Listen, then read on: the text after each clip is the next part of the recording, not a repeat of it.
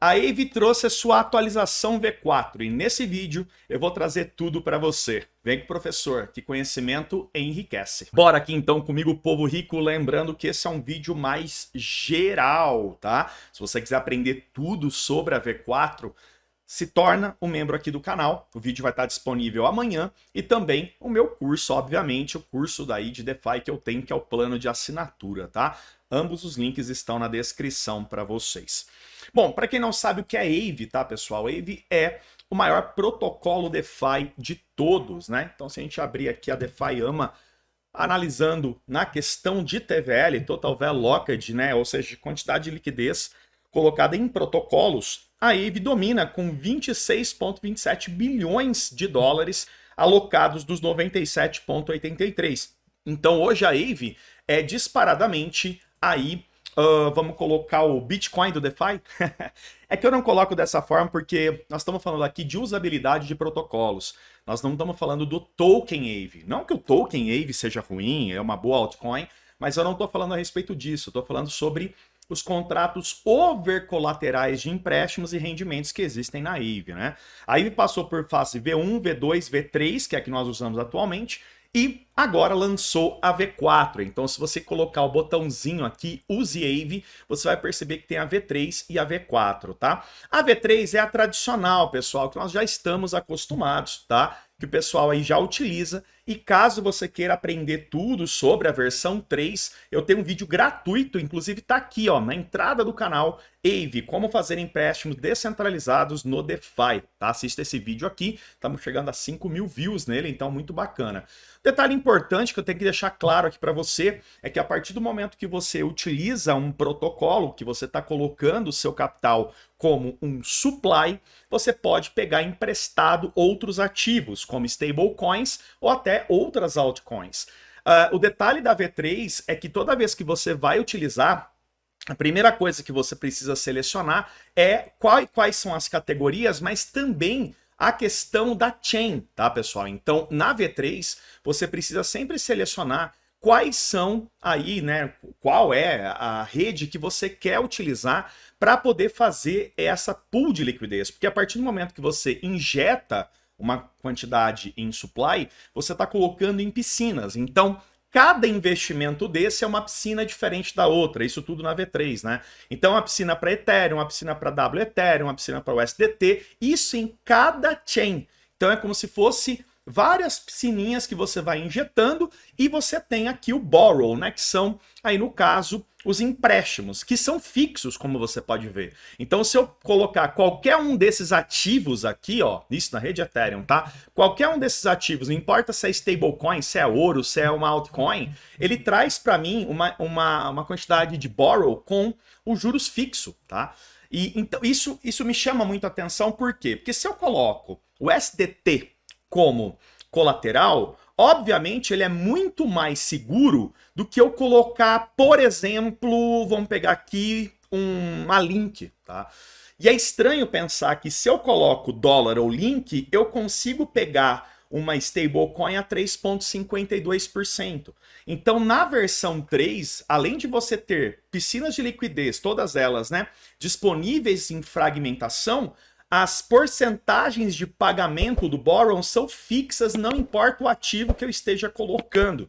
Então são 3 pontos importantes na versão 3, que é a versão atual que nós usamos, tá? Nós temos que escolher a chain, nós temos que colocar um supply que é separado em piscinas específicas e eu pego um borrow com uma porcentagem, né, fixa naquele momento, óbvio que ela vai subir ou descer de acordo com o mercado.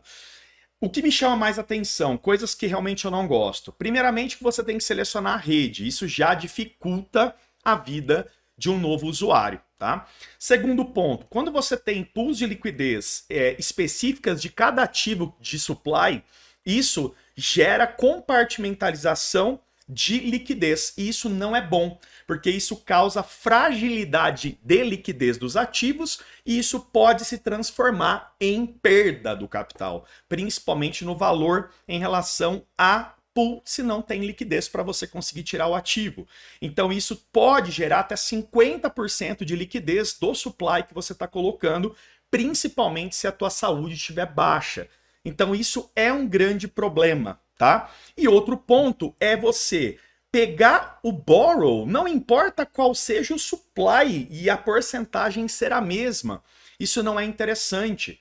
Por quê? Porque se eu coloco uma altcoin que ela desaba com o mercado, enquanto uma stablecoin ela se mantém, obviamente eu deveria pagar menos na stablecoin e pagar mais juros em altcoins. E na V3 a gente acaba não tendo isso. E isso gera inconstâncias na usabilidade da Aave. E é por isso que a V4 é tão importante, porque ela traz essas 3 novidades principais que eu quero deixar bem claro. Se você está perdido, não está entendendo muito o que eu estou explicando, eu vou voltar uns degraus aqui, tá bom? Vamos lá. Eu vou voltar para esse desenho aqui, para esse esquema que eu fiz lá no meu vídeo sobre a Aave. Como é que ela funciona, né? Então você é um mutuário, ou seja, você é um usuário da Aave. Aqui não estamos falando de banco. Tudo bem que nessa versão 4 se assemelha muito a um banco DeFi, literalmente, na EV4 ela está trazendo atualizações para se tornar muito maior, principalmente para o RWA, para grandes institucionais, né? Então você é um borrower, você vai precisar de dinheiro, tá? Então você vai colocar o teu bem de garantia, você vai travar o seu bem de garantia em chains específicas, tá? Então em Ethereum, Rede Arbitrum, Rede Optimism, né? Entre muitas outras. Vai ter um rendimento, pode ser que esse rendimento tenha uma variação de 0,5%, 1%, 2%, 3% ao ano, tá? E o que é interessante é que além do supply, você traz contratos inteligentes para poder liberar criptomoedas de empréstimo, borrow, né? Então eu vou colocar aqui um bem de garantia. A minha indicação sempre fica colocar bens de garantia que sejam fortes no mercado, seja stablecoin, Ethereum, Bitcoin. E aí você consegue estar pegando aqui Bitcoin, Ethereum, altcoins para fazer pool, para pagar dívida, para fazer holding, o jeito que você bem entender. Então, às vezes, lá o Bitcoin caiu de valor e você não tem dinheiro, você consegue colocar o seu Bitcoin como colateral, pegar dólar e comprar Bitcoin. Então, é uma ideia bem interessante e com isso você vai pagar um juros, né? Não é para a Aave, né? São para os credores que estão sendo, né, utilizados no protocolo Aave, pagando lá de 1,5%, 2%, 3% ao ano, né? Então você consegue pegar dinheiro emprestado, ter supply de rendimento e ainda ter um juros baixo. Tudo isso na V3 é bacana, funciona muito bem. A pergunta que não quer calar, professor, a V3 vai acabar? Não, pessoal. Naturalmente, a liquidez vai para a V4. Então eles vão manter nesse momento a V3 funcionando, igual a Uniswap faz hoje, né? Com a V3. E depois, óbvio, com o futuro, tudo vai para V4, porque vai parar de atualizar a V3, vai parar de ter estímulo de liquidez na V3. Atualmente, a V3 tem muito mais liquidez do que a V4. Então, fica tranquilo, isso não vai mudar a sua estratégia em relação à usabilidade da Aave. Tá, então vamos lá, vamos para as mudanças. Gente, é importante demais que você compreenda a mudança da V4 agora. Lembra que eu falei dos 3 pontos principais? Quais são os 3 pontos principais? Você tem que selecionar a chain, você vai colocar um supply que é variado, né? Então você, ao colocar o supply, são piscinas específicas para cada supply que você vai colocar e o borrow é estável nas porcentagens de juros, não importa qual seja o ativo de colateral que você colocou. Então são 3 pontos importantes que eu estou ressaltando, que é o que mais mudam para a V4. Então se eu clicar aqui na V4, ela já tem uma estrutura um pouco diferente. E isso pode trazer estranheza da sua parte. Você pode achar ruim isso daqui, tá? Por quê? Porque você já está acostumado com a visualização da V3. Então, qual é a ideia aqui? A ideia, pessoal, agora é trazer depósitos gerais. Então a gente não vai ter mais aqui aquela questão de obrigar você a só usar uma chain. Já existe um cross-chain integrado. Você pode fazer, por exemplo, tá? Você pode colocar o SDT na rede Ethereum e pegar Ethereum na rede Arbitrum. Então você pode fazer um cross-chain direto na Aave Pro V4. Isso já é uma grande mudança. Outro detalhe interessante, tá? Todo o dinheiro que entrar agora na Aave V4 vai ficar todos eles juntos. Então toda a liquidez ela não vai mais ser separada. Eu até fiz um esquema, óbvio, eu fiz esse esquema para os meus alunos, mas eu vou mostrar rapidinho aqui para vocês uma aula completa sobre a mudança da V4. Ó. Então o que eu coloquei aqui? Ó? Olha só que interessante, tá? É uma mudança de arquitetura que transforma a Aave numa espécie de, olha só, sistema operacional de liquidez de DeFi. Ou seja, um banco central, que é uma hub, onde todos os empréstimos e todos os colaterais que estão rendendo vão entrar nesse banco central, que seria a liquidez central de hub da Aave, e aí esse hub vai distribuindo os spokes. O que seria isso, né? Seriam projetos específicos, né? Piscinas específicas de liquidez. Então a liquidez ela não é mais dividida no início, ela é concentrada e essa liquidez vai liberando para diferentes tipos de colaterais, diferentes tipos de ativos. E o que muda com isso? Principalmente a segurança de liquidez geral da Aave, para não ter liquidação de mercado, para não ter o spread de preço, para não ter problemas com falta de liquidez, mas acima de tudo, de acordo com o risco desses bancos especializados, que são os spokes, a gente vai ter então risco, juros e colaterais diferentes. Então agora a gente não vai ter mais a porcentagem específica. Não, a gente vai ter de acordo com o risco. Então se eu coloco o dólar como colateral, eu tenho uma porcentagem pequena de juros. Se eu coloco uma altcoin, essa taxa de juros já vai subir muito. Por quê? Porque é mais arriscada. Então com a Aave V4, a gente consegue ter uma segurança muito maior para que ocorra uma definição correta de porcentagem de juros de colaterais. Só que tem um pequeno detalhe. Isso pode ser uma grande pedra no sapato para pessoas que não estudam DeFi. Por quê? Porque se ela não se preparar corretamente, ela pode ser liquidada e pagar uma alta taxa de juros. Por quê? Porque aquele spoke que ela utilizou, aquele colateral de empréstimo que ela utilizou, não é confiável, não é bacana, tem liquidez muito baixa e isso pode gerar, obviamente, perda, tá? Então, cuidado, tá, pessoal? A V4 ela é incrível, realmente uma grande atualização, mas ela pode sim trazer perdas muito maiores do que a V3 para pessoas que não estão estudando a respeito, tá? Então, nós teremos agora uma hub, né? Um core de liquidação geral, cofre único de liquidez, tá? Então, todos os depósitos vão para a hub. E depois nós temos os markets, né, os modulares, né? Então, camadas de lógica, de acordo com os tipos diferentes de colaterais e rendimentos. Então, olha que interessante, quais são os problemas estruturais que a gente elimina?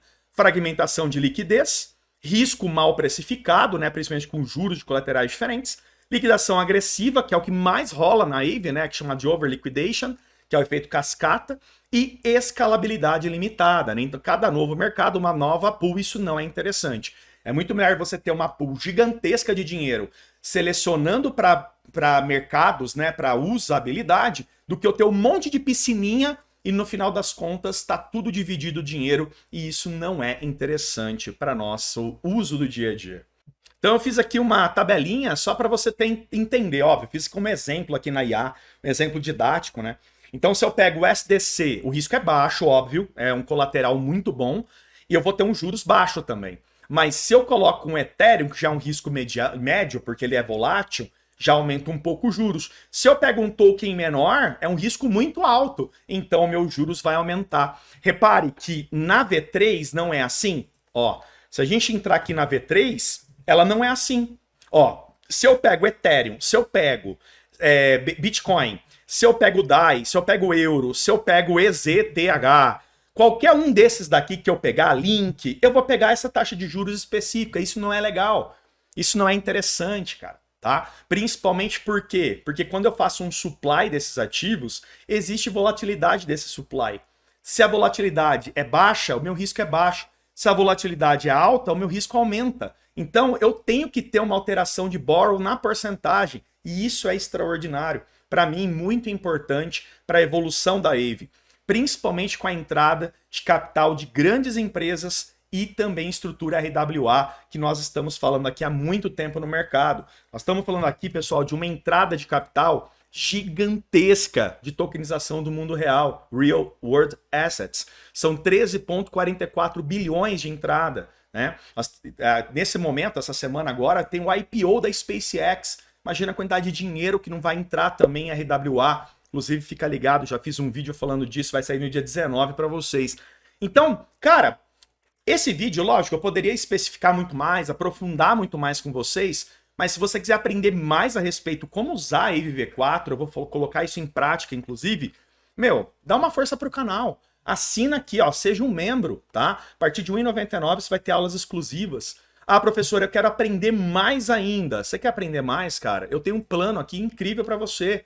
São mais de 200 aulas prontas para você aprender tudo sobre DeFi. A R$ 89,90 por mês, cara. De verdade, 2 pizzas aí que você tá pedindo no mês a menos para você ter os maiores aprendizados de DeFi para você mudar a sua vida.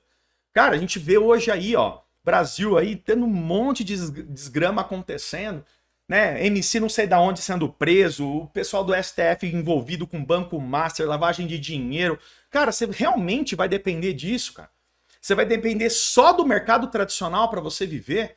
Cara, vem aprender um pouco de DeFi, amplia o seu conhecimento. Isso faz toda a diferença. Inclusive, outro detalhe também que a Aave V4 está deixando muito bem clara é a usabilidade do GHO, que é a stablecoin, né, que eles utilizam junto à Aave. Eles querem crescer bastante a usabilidade, né, dessa stablecoin diante a Aave V4, tá? O que é interessante agora é que você tem depósito, que é só do rendimento, e o borrow também, tá, pessoal? Então você consegue clicar e ver quais são aí na base de APY de pagamentos de borrows, tá? Repare que agora é de acordo com o ativo que você vai colocar, tá bom? Isso é muito legal. E como eu mencionei, você não é obrigado a pegar o empréstimo na rede específica. Você pode pegar em outras redes, porque o sistema já é cross-chain integrado, tá?